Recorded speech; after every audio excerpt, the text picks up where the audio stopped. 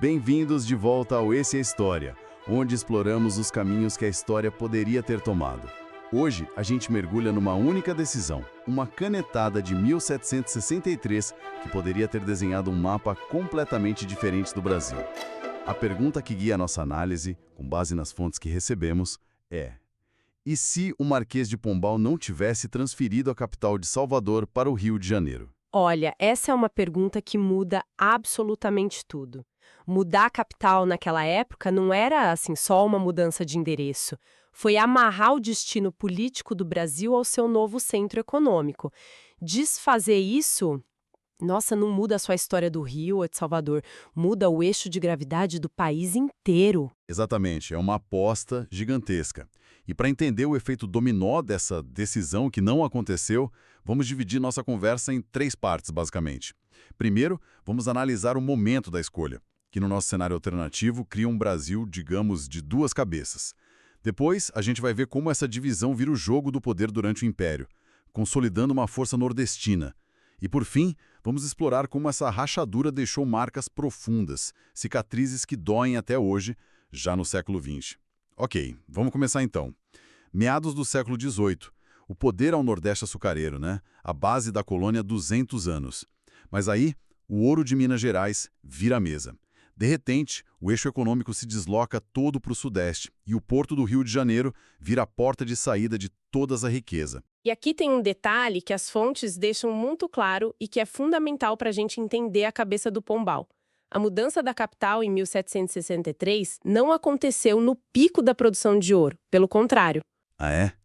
Eu sempre pensei que fosse no auge. Não, o ciclo já estava, começando a cair. A jogada dele, como o historiador Boris Fausto aponta, era menos sobre administrar o auge e mais sobre controlar o que restava.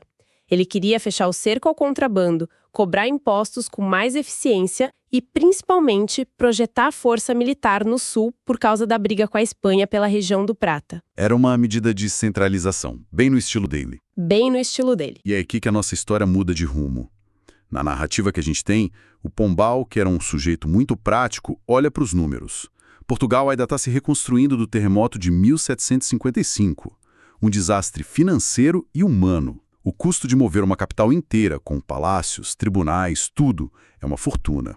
E ele pensa, vale a pena apostar tudo isso numa riqueza o ouro, que pode acabar, e abrir mão de uma capital que funciona há mais de 2 séculos?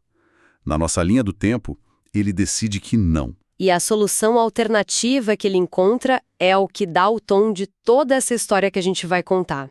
Em vez de mover a capital, ele cria a Intendência Geral do Ouro e da Prata no Rio de Janeiro. Então, veja bem, ele não está só mantendo o status quo.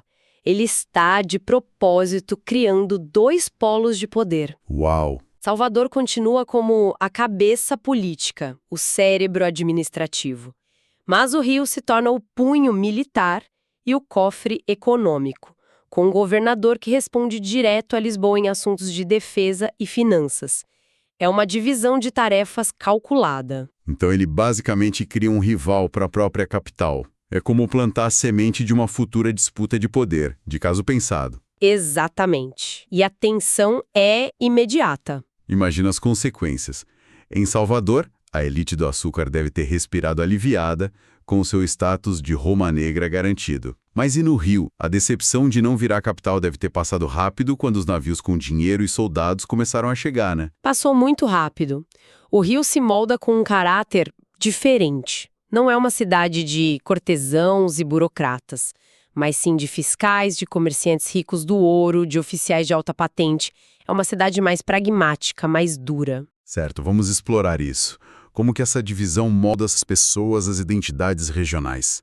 Uma cidade de burocratas em Salvador deve pensar de um jeito muito diferente de uma cidade de militares e comerciantes no Rio. Completamente diferente. No Rio, a conversa é sobre negócios, sobre logística, sobre defesa. A riqueza é visível, mas é uma riqueza de quem produz ou de quem controla a produção. É nesse ambiente que começa a nascer aquele sussurro, sabe? Aquela ideia de que o Sul trabalha para o Norte festejar. Entendi. Enquanto isso, em Salvador, o poder é mais sobre a performance, sobre os rituais da corte, sobre a burocracia. Eles governam uma economia à distância, uma economia que eles não controlam mais diretamente. Essa distância e esse ressentimento devem ter colocado muita lenha na fogueira das rebeliões do final do século, não? Imagino que a Inconfidência Mineira, por exemplo, ganhe outra cara nesse cenário. Outra cara, o inimigo não é só Portugal, agora tem um inimigo mais perto, em Salvador. A Inconfidência de 1789 se torna um movimento com forte viés regionalista. Os inconfidentes não querem se separar só de Portugal. Eles querem se separar do controle da capital parasita que eles sentem que vive do ouro deles. E a Conjuração Baiana? A Conjuração Baiana de 1798 se torna algo muito mais assustador para a coroa. Porque está acontecendo no quintal de casa. Exatamente no quintal de casa.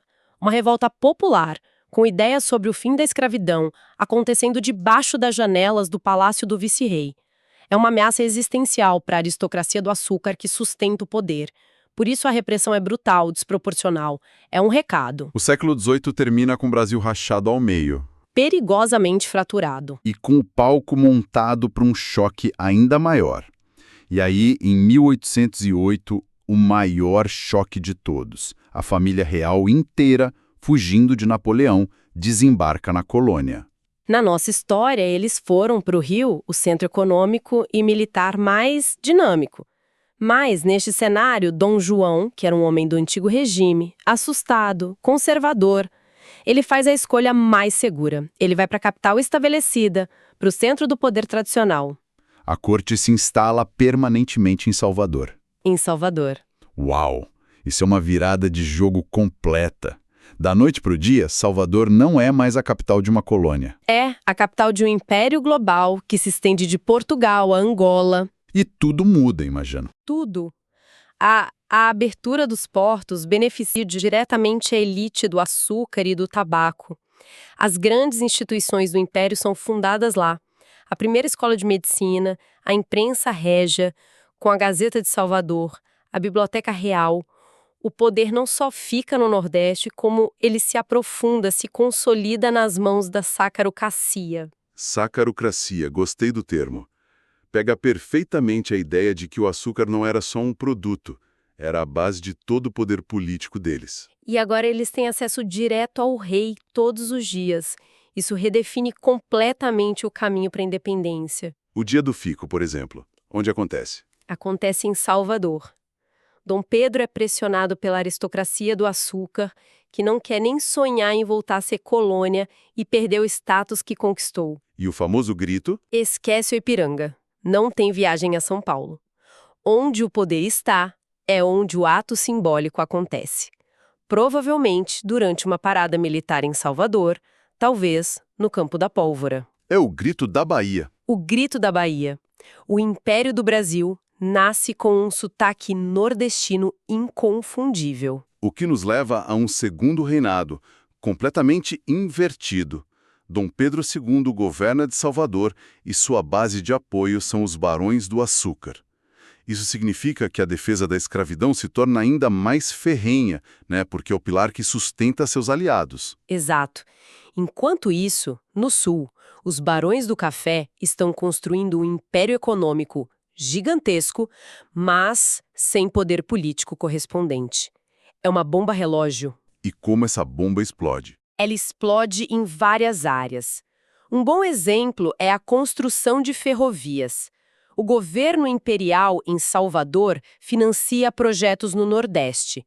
No Sul, os cafeicultores têm que construir sua própria infraestrutura com capital privado, muitas vezes estrangeiro. Eles estão, na prática, criando um Estado dentro do Estado. Basicamente. E a abolição vira uma causa do Sul contra o Norte. Não é só sobre libertar pessoas, é sobre libertar o Sudeste de um governo que eles consideram retrógrado. E a Guerra do Paraguai? Na nossa história, foi um momento de certa forma, união nacional. Nesse cenário, imagino que seja o catalisador da ruptura. É o catalisador final. Os soldados do Sul vão para a guerra, morrem aos milhares e sentem que a capital está em outro planeta, alheia ao sacrifício deles.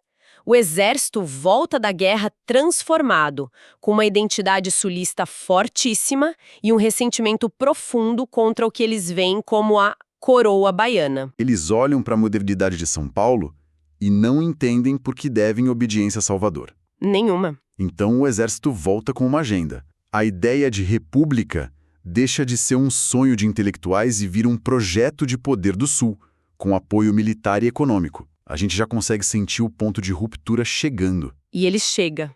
A proclamação da República na narrativa alternativa não é uma simples troca de regime. É uma revolução geográfica. O golpe de 1889 é articulado em São Paulo e no Rio contra a capital em Salvador. É o Sul se levantando contra o Norte. E a primeira decisão do novo governo, claro, deve ser simbólica. A mais simbólica de todas.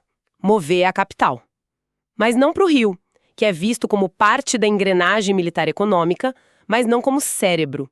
A capital vai para São Paulo, o motor da nova nação. A Avenida Paulista se torna um novo eixo do poder. Exato. E a república que nasce não é a do café com leite, aquela aliança entre São Paulo e Minas. A narrativa chama de República do Café Puro. Exatamente. A hegemonia paulista é total, absoluta. E o Nordeste, o antigo centro do poder, passa a ser visto com uma desconfiança imensa, como uma região monarquista atrasada. A Guerra de Canudos, que na nossa história já foi um massacre, nesse cenário é esmagada com uma brutalidade exemplar. A mensagem é clara: a velha ordem acabou e qualquer tentativa de ressurreição será aniquilada. É a institucionalização da fratura. O Brasil se torna oficialmente um país onde o Sudeste governa e o Nordeste é governado. Isso deve ter envenenado todo o século XX, né? Completamente. Pense em Getúlio Vargas. Ele não surge apenas como um candidato contra as oligarquias. Ele surge como a voz do outro Brasil, prometendo curar essa fratura histórica. O apelo dele no Nordeste é imenso. Mesmo assim, a dinâmica não muda muito, né? A dinâmica de fundo não muda. O êxodo de nordestinos para as indústrias do Sul continua, criando novas camadas de tensão social, de preconceito. Tem que perguntar sobre Brasília. Na nossa história, foi um símbolo de integração, de levar o desenvolvimento para o interior. Nesse cenário, deve ter sido visto como a ofensa final, não? A afronta final, a segunda morte de Salvador. A elite nordestina vê o projeto como a arrogância do Sudeste querendo apagar a história e criar um marco zero convenientemente mais perto do seu centro de poder. A construção de Brasília cimenta a ideia de que o Brasil não é uma nação, mas duas, unidas por uma Constituição e uma desconfiança mútua. Nossa! Até o golpe de 64 e a ditadura militar são interpretados por essa lente. O poder do Sul industrializado silenciando as demandas do Norte agrário. O que nos traz a questão final, para a gente pensar. Este Brasil alternativo, com o poder político e o poder econômico permanentemente separados, teria sido um país mais equilibrado ou teria se partido em dois? É a grande questão e não tem resposta fácil. Por um lado, com a capital em Salvador, talvez o Nordeste não tivesse sido tão abandonado. A seca poderia ter sido uma prioridade nacional séculos antes. E a identidade do Brasil projetada para o mundo, com a cultura afro-baiana no centro do poder, seria radicalmente diferente, talvez mais autêntica. Esse é o cenário otimista. E o pessimista? O pessimista é que a força econômica do Sudeste, primeiro o ouro, depois o café, depois a indústria, era um centro de gravidade poderoso demais. O conflito constante entre um poder político em Salvador e um poder econômico em São Paulo seria uma receita para a instabilidade crônica. Poderia ter levado a uma separação. É muito provável que o movimento separatista do Sul, com o apoio militar e econômico, tivesse tido sucesso. Poderíamos ter tido uma guerra civil e o Brasil, como o conhecemos, esse país continental, talvez nem existisse. Então, no fim das contas, a decisão real de Pombal em 1763 foi uma aposta pragmática e talvez até visionária. Ele atrelou o destino político do Brasil ao seu motor econômico, onde quer que ele estivesse. Isso pode ter sido o que garantiu a unidade de um país tão grande. Mas o preço foi a marginalização de uma de suas regiões fundadoras. Uma única escolha cujas consequências para o bem e para o mal a gente sente até hoje.